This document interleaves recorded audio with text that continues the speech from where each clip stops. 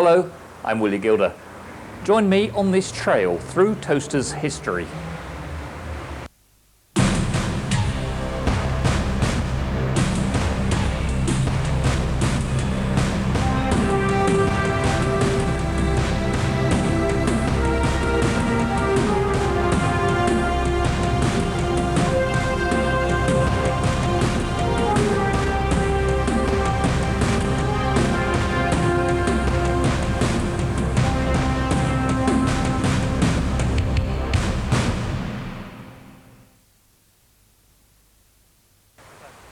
We know that Towcester was occupied well before the Romans came. When they were building Balmoral Close in the early 1970s, a farm was uncovered that dates back to 3 BC, and other finds in the area confirm this date. However, it was the Romans who arrived here in the middle of the 1st century that have put Towcester on the map. It was already a settlement and was probably a trading route which later became the basis of Watling Street. Legend has it that in the 1st century, Boudica, queen of the Iceni tribe, was furious with the Romans for having killed her husband in a battle in London.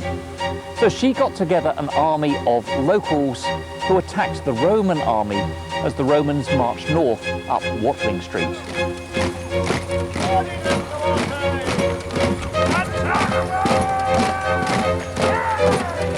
In the Battle of Cuttle Mill, 80,000 locals were killed, as opposed to only 400 Romans.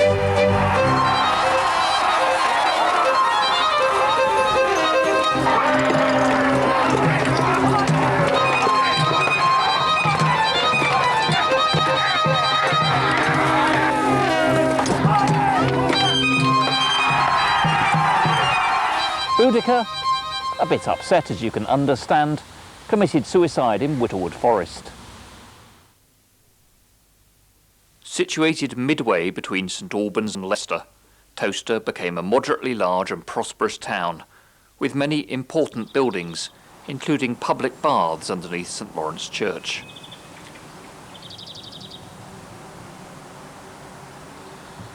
The remains of the hypercaust, the name given to the underfloor heating system, is still visible today.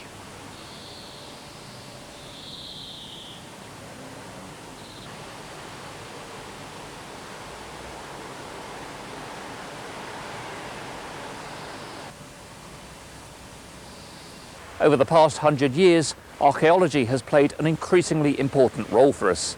Studying the remains of old buildings and signs of past occupancy help us build a picture of life as it once was. We now know that Towcester was originally a town enclosed by a large ditch and wall, with magnificent double archways that accommodated the one-way system and roads leading off to St Albans in the south, Leicester to the north, Alchester to the west and Duston to the north-east.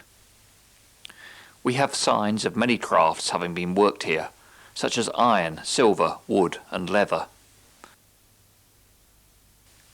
The remains of this old Roman shoe were found when Malthouse Court was being built.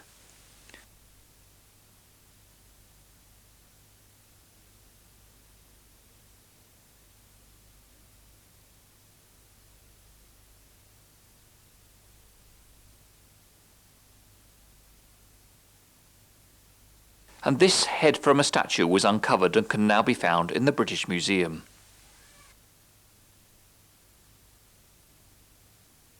Even a Roman burial ground was unearthed not so long ago when this new supermarket was being built.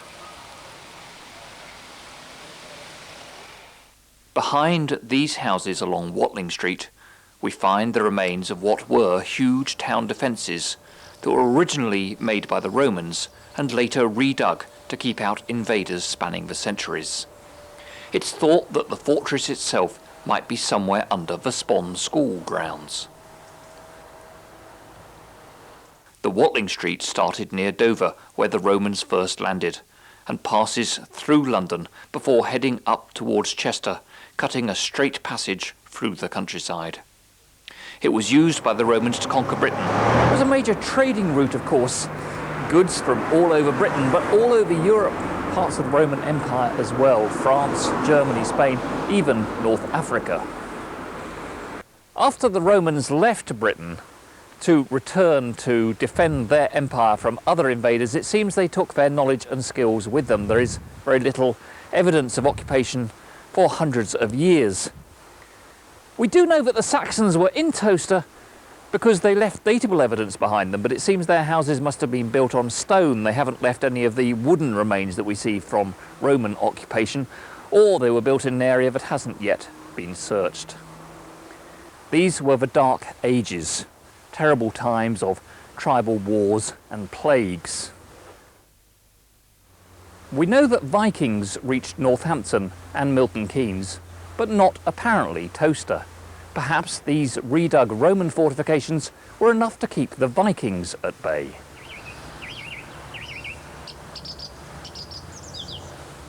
We know that Towcester was a Saxon administrative centre. We found coins here, and that's a sign of trading. In medieval times, it was a thriving, bustling town. Local craftspeople would have been plying their wares, making different things, selling them from their own workshops or in local markets. The Domesday Book tells us of a mill. We think that this was on the site of the old mill which replaced it, but burnt down at the start of the 20th century. There was a Motte and Bailey castle on Berry Mount, and timbers from medieval buildings can still be seen from the Moat Lane.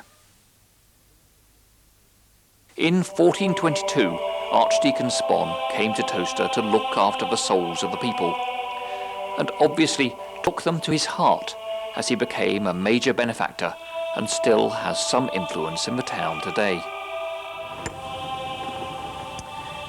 He was concerned about how people lived their everyday lives, so bought the Tabard Inn, with profits going to improve the town's pavements. He laid the foundations for education in Towcester by establishing the Preach and Teach Chantry, and bequested money for 2 curates to teach the town's children. At first in the building made for this purpose, the Chantry, and in more recent years Towcester Grammar School, now part of the Spon School. Soon after Spon's death, the already much altered Norman church was reconstructed on the same site, but even that has had many alterations, additions and embellishments of its own.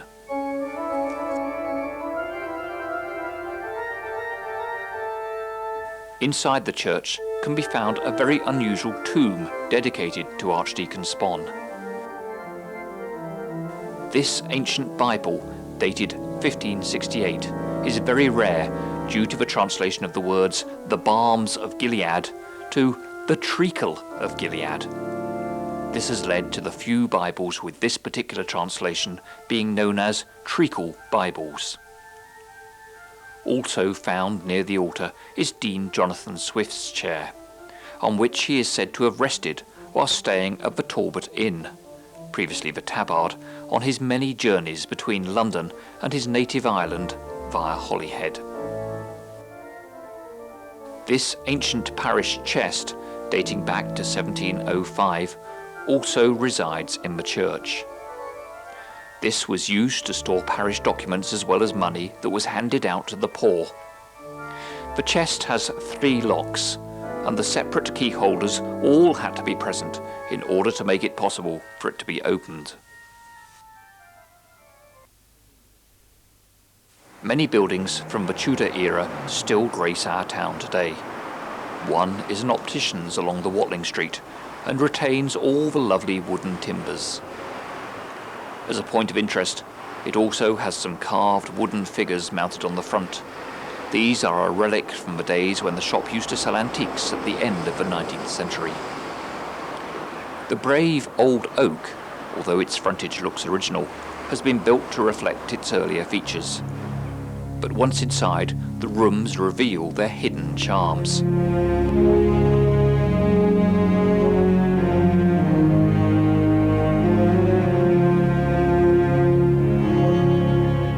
Other buildings that remained from this era are spread along the main road and are easily identifiable by their timber frames, as is the old cottage, but is now Brewery House.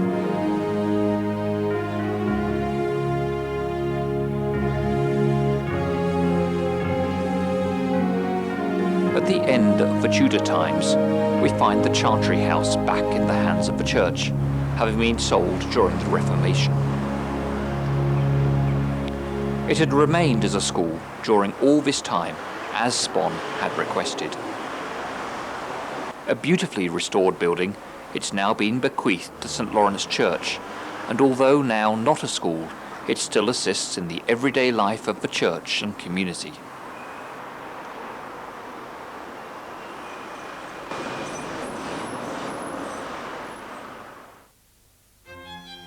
The Stuart times were unhappy ones in England.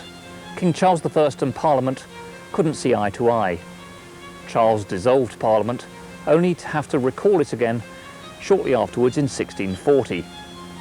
Soon he dissolved it again. The country needed to choose between King and Parliament. It was the English Civil War. Northampton was a parliamentarian town, but Towcester was strictly royalist. Prince Rupert turned it into a royalist garrison. There were battles and skirmishes, but he fortified the town using the original Saxon and Roman defences.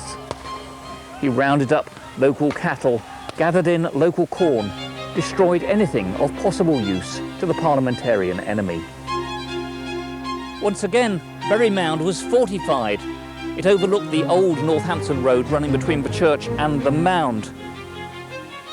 Royalist troops from Towcester attacked parliamentarians in Northampton. The Northampton troops retreated, but retaliated again at Dunkirk.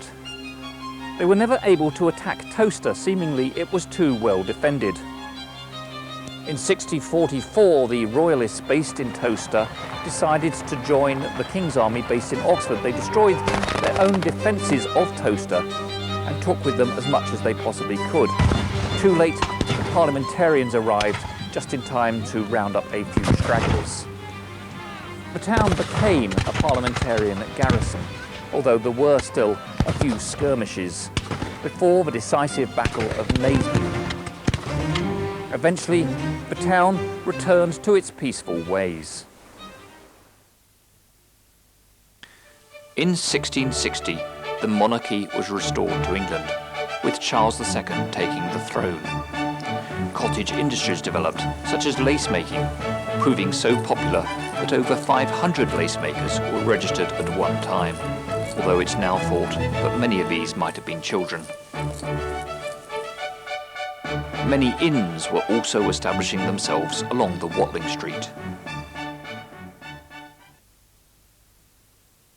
People lived in very cramped conditions with no ideas on hygiene or sanitation.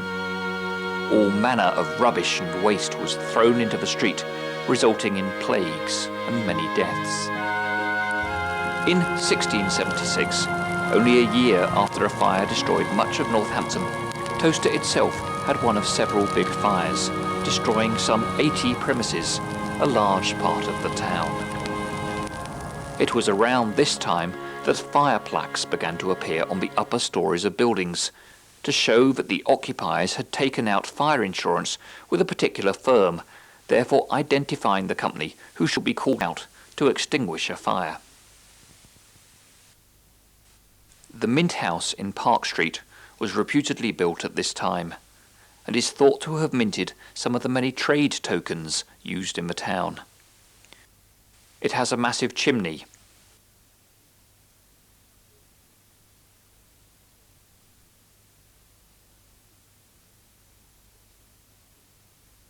and a very impressive and heavy front door.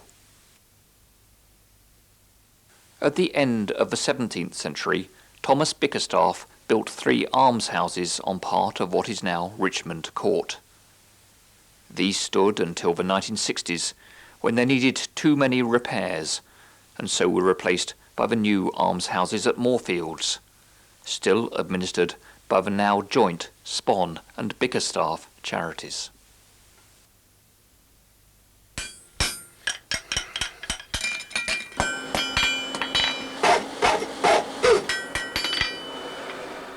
The Georgian era was the great age of coaching. Travel became so much easier with the system of changing horses regularly. Greater distances could be covered in a shorter time. Towcester had a large number of inns all the way along Watling Street, some of which are still public houses, and many still showing the open or bricked-in archways associated with the coaching inns. Just take a look at some of the house names. Another inn with an historical connection is the Saracen's Head. Very popular during coaching days, it's mentioned in Charles Dickens' Pickwick Papers as being an inn where Mr. Pickwick himself rested. Dickens often travelled along Watling Street and usually stayed at the Saracen's Head. The mill was in full use, replacing a medieval one mentioned in the Domesday Book.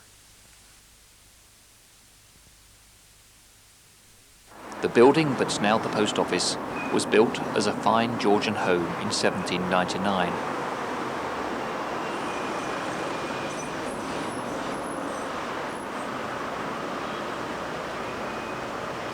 And a small row of typical houses at the time stood further along the road to the north.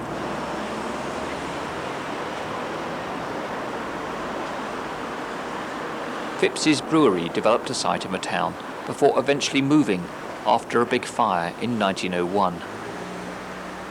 This site is now appropriately named Malthouse Court. The development of the Grand Union Canal meant that Towcester benefited in many ways. Whilst transporting goods on narrowboats provided some employment, it also helped with the trades already established in the town, such as silk stockings, lace and shoes, as well as ale, and with the help of the coal imported via the canal, coal gas lighting came in the 1830s and factories developed. Towcester became a busy and prosperous town once again, and remained that way well into Victorian days. The workhouse was designed by Gilbert Scott and built in 1836, but rarely fully functioned in its original purpose. It's been used as a school dining room, classroom, library, civil defence centre, emergency hospital, highways department, and has now been converted into houses and flats. Gilbert Scott was the son of the rector of Woppenham, and perhaps more famous for his other works, which include the Albert Memorial in London and the humble postbox. A change in employment laws made school attendance possible, and in 1849 a national school was established at what is now Watling Court. But by the end of Victoria's reign, the school was badly in need of repairs and they'd run out of space. They were promised a new school, but 20 years later ended up sharing the premises of the Church of England School here at Sawpits Green. The green got its name by being the place where wood from the local Whitterwood forest was sawn. Its undulating surface is due to the old piles of sawdust and wood chips.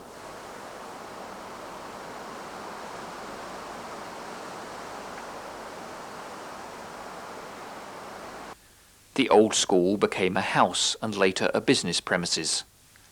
A careful look along any of the original windowsills might show you where children once sharpened their slate pencils. The extended Church of England School now houses our public library. A group of ladies in the town were unhappy with the style of worship, so set up the Independent Chapel in Meeting Lane. Other chapels in the town, the Wesleyan Methodists in Brackley Road, the Baptist Chapel in Watling Street, and also in Watling Street, Mission Hall. There was a strict Baptist chapel known as North End, near Payne's Nurseries. Not all have survived. Some became business premises. Indeed, at North End, Victor Ashby used the baptismal chamber as a pit in the development of his motor car.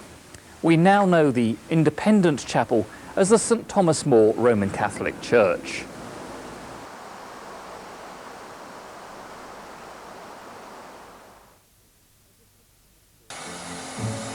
suddenly the town fell silent. The railways had arrived. No longer the noisy, busy town, the carriages were used for local journeys only, as faster travel could be found on the rails.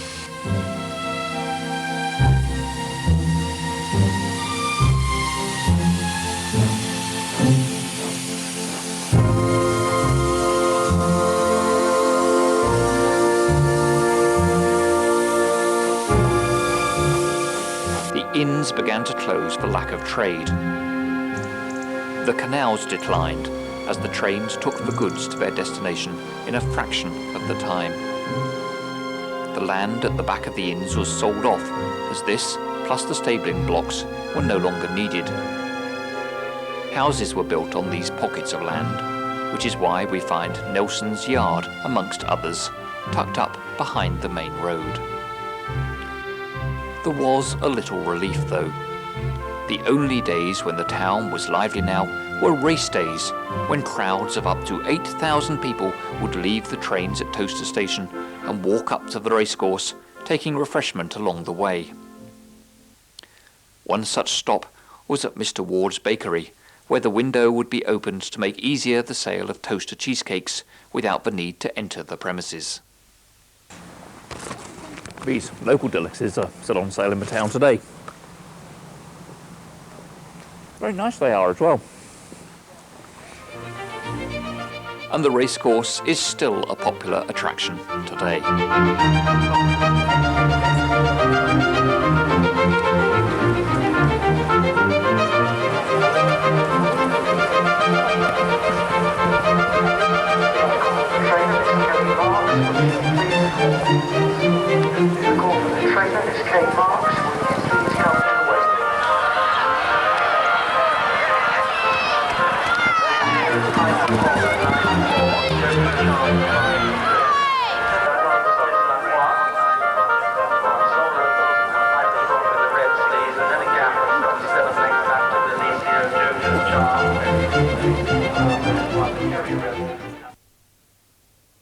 The Hesketh Hotel, near to the A5-A43 roundabout, was a thriving concern during the heyday of the railways, as not only did it provide refreshment and rest for the traveller, but also for the tradesmen who visited the cattle market behind it.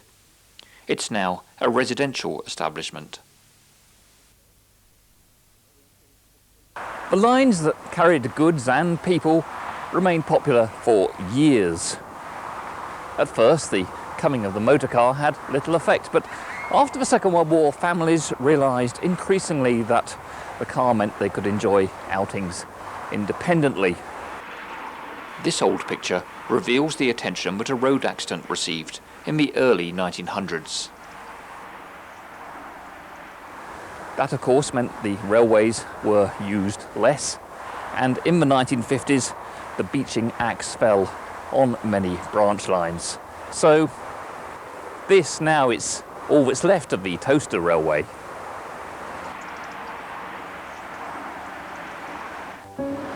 The motorway system soon took away some of the A5 traffic, but much of it still rattles the ancient foundations along Watling Street, especially at times of horse or motor racing events.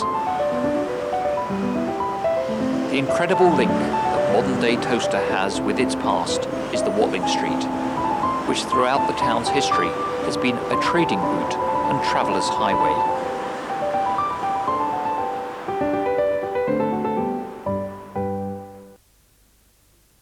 The Town Hall and Corn Exchange were built in the latter part of the 19th century, with coffee and reading rooms as well as businesses.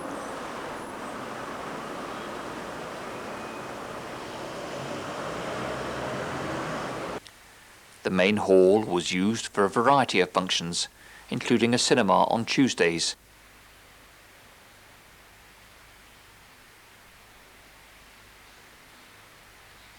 and the declaration of parliamentary elections. Public addresses were made from the town hall steps, including one by that famous suffragette Mrs. Pankhurst, who had at least one follower in the town. The shareholding owners of the town hall eventually found that the building wasn't profitable, and some years ago ownership passed to the Rural District Council, which later became South Northamptonshire Council, and many of its offices were accommodated in this building until new purpose-built offices were opened in Springfields in 1982.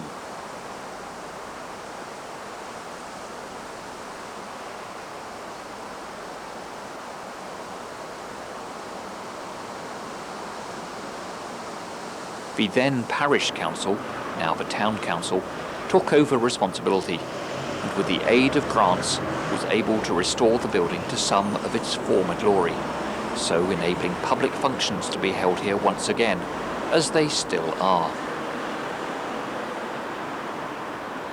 The Ridgway cottages on the Brackley Road were built in 1870 by Mr. Ridgway, a tea importer who was concerned about the living conditions of the poor.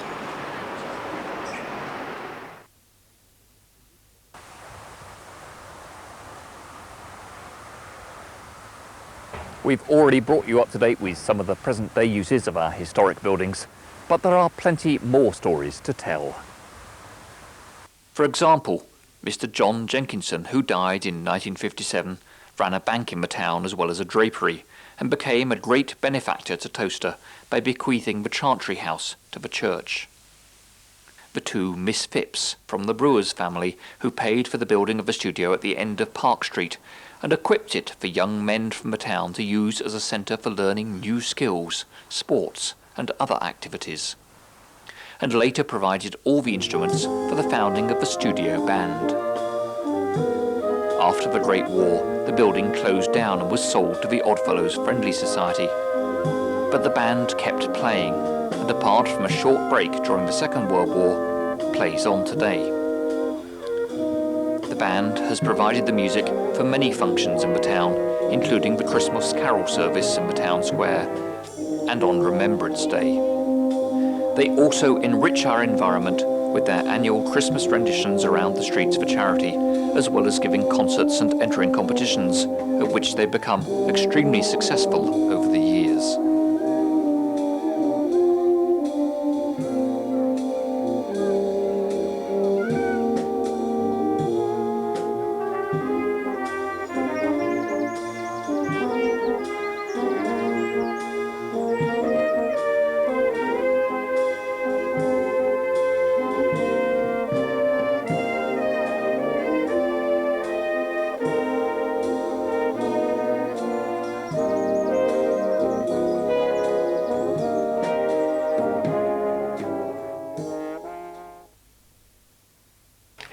Wartime Towcester saw little action apart from troops billeted or passing through, the odd dogfight and plane crash. Bombs fell nearby, fires from Coventry lit the sky. Prisoners of war were housed at Greens Norton, and evacuees from London shared the lives of Towcestrians. Wellington bombers were based at Silverstone, and air raid warnings frequently sent locals under their dining tables as enemy planes flew overhead on their way to cause devastation in Birmingham and Coventry. The town had its own share of losses, and their contribution is commemorated every Remembrance Day with grateful thanks.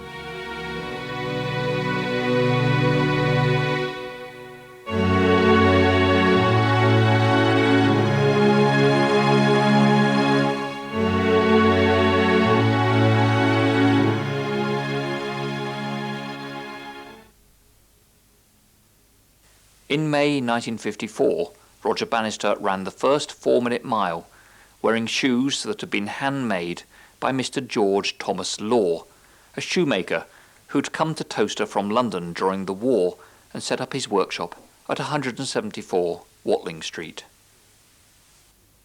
Anyone returning to Towcester after a few years' absence would have trouble recognising the town as they approached. In the past 20 years, the population has doubled, with new estates now surrounding the historic centre. Gone are the many small shops that kept previous generations supplied with everything from buttons and bows to gentlemen's hats. We have a modern administration building and a leisure centre, including a swimming pool, definitely better than the old pools at Spon School and in the River Tove. The medical centre provides us with the necessary help and care for healthier living. Riverside walks link the outskirts of the town and provide us with pleasant paths into the centre. Modern school buildings replace all the 19th century ones, educating our ever-growing population. Moorfields, Leeson Court, Richmond Court and Malthouse Court all provide elegant housing for our more senior generations. Richmond Court was originally the site of a cinema built in 1939 as a gift from Lord Hesketh to his wife. It closed in 1973 and was demolished in 1984. So that's the end of our trail through Towcester's past.